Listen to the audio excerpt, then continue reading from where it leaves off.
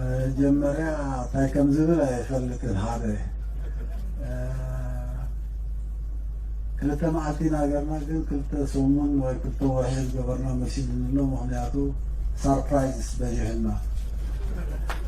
ሰርፕራይዝ ስለዚ ነዚ ኩሉ መጀመሪያ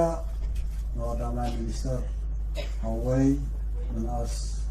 ሓወይ ዶክተር አብይ አሕመድ ስለቲ ክልተ መዓልቲ ብሰርፕራይዝ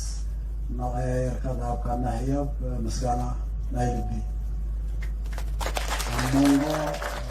ህዝቢ ኢትዮጵያን ህዝቢ ኤርትራን ቀፃሊ ንብሎ ሰለስተ ወለዶ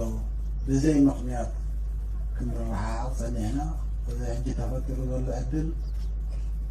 ካብኡ ዛዕቢ ህያብ ስለዘየለ ነዚ ናይ ሰለስተ ወለዶ ክሳራ ከነምልሶ ምእንቲ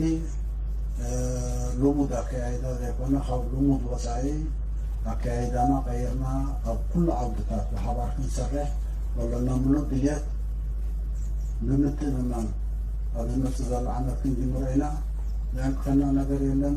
ዘዕንቅፈና ነገር እንተለዉ እናኣለናዮ ማእዝና ከይሰሓትና ክንቅፅል ምዃና ደጊሞ ክረጋግፅ ዘሊ ኣብዚ ንቀዳማይ ሚኒስተር አብይ አሕመድ ንህዝቢ ኢትዮጵያ ንህዝቢ ኤርትራ ንኩሎም ከባቢ ሓድሽ ናይ